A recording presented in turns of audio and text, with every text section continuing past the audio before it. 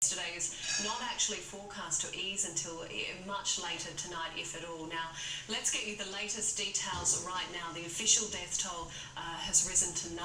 Sadly, that does include 4 children. Queensland Premier Anna Bligh has warned that that figure is likely to double.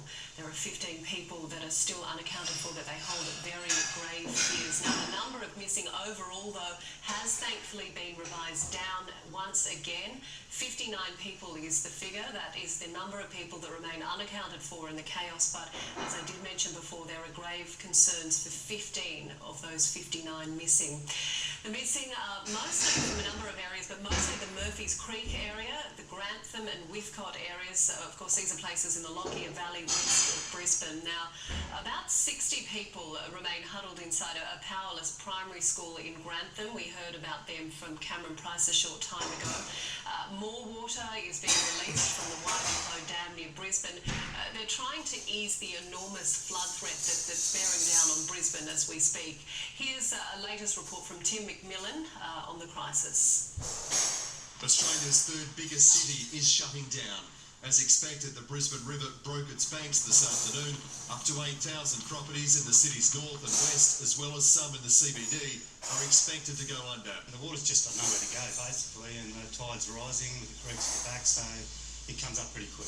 This is usually a small stormwater channel, now a raging river. It's usually just a cemented drain, so yeah, it's pretty amazing. And at Jindalee, a school has been inundated. As floodwaters surge towards the coast, authorities have no choice but to empty the Wyvenhoe Dam as fast as they can.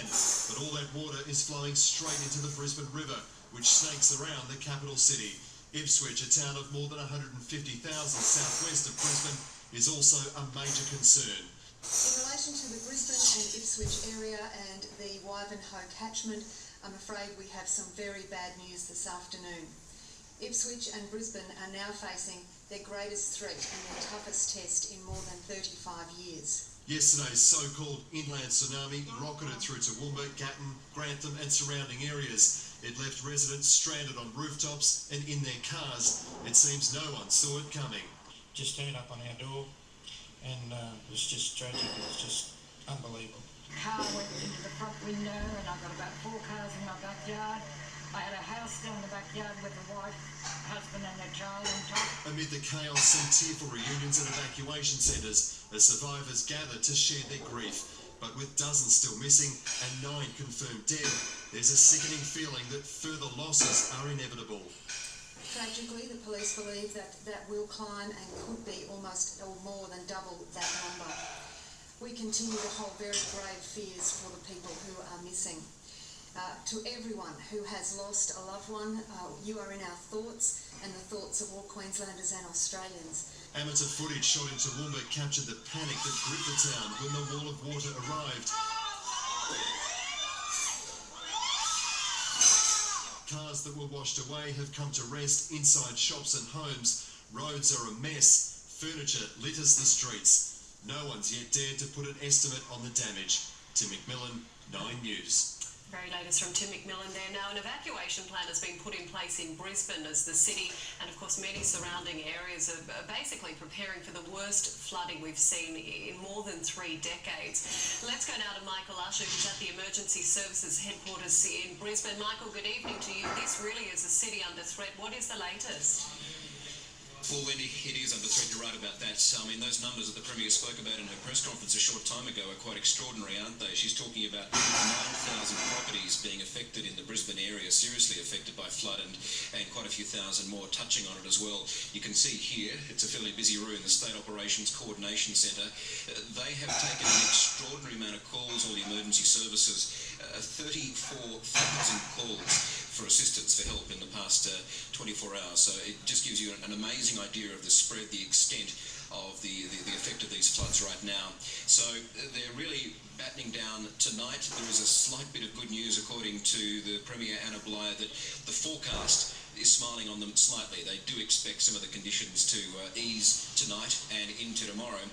But the surge of water still comes, and they're talking about an incredible peak in the Brisbane River, upwards to about 6 metres by Thursday, which, if you know the river, is an amazing peak to get at. So, Wendy, the worst really is yet to come.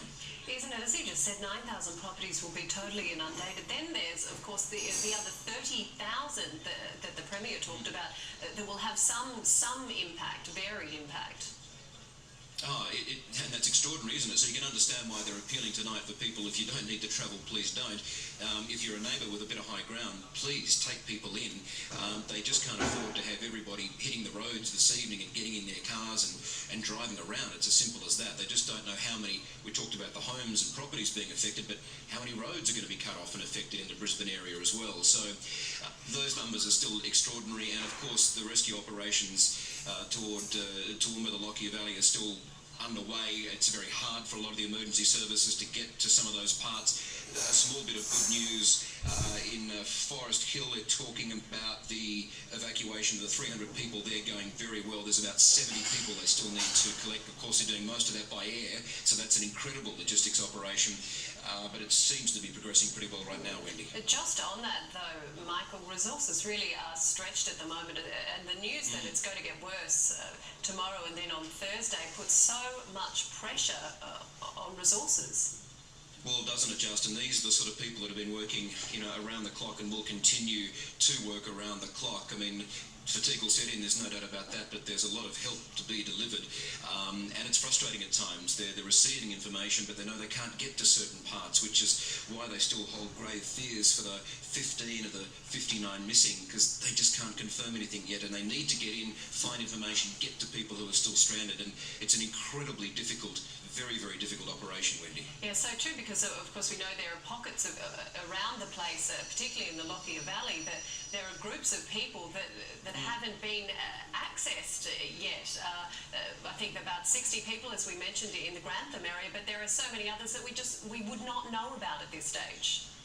How many people are sitting on rooftops? We saw that in Bundaberg the other week, didn't we, where one family interviewed, they finally got a call out. Eventually they'd been on their roof for 3 days and they were able to chopper them out. So look, there'll be many more like that. It's hard, it's extremely difficult, but the last thing they can do right now is throw more emergency service workers, police into the mix, into dangerous waters, into dangerous parts, and risk their lives as well. So it is going to be a very patient, cautious waiting game right now. Isn't it just? Okay, Michael Usher there with the very latest from the headquarters in Brisbane. Thank you very much. Okay, stay with us. We'll be continuing our rolling coverage of the flood crisis right after the break.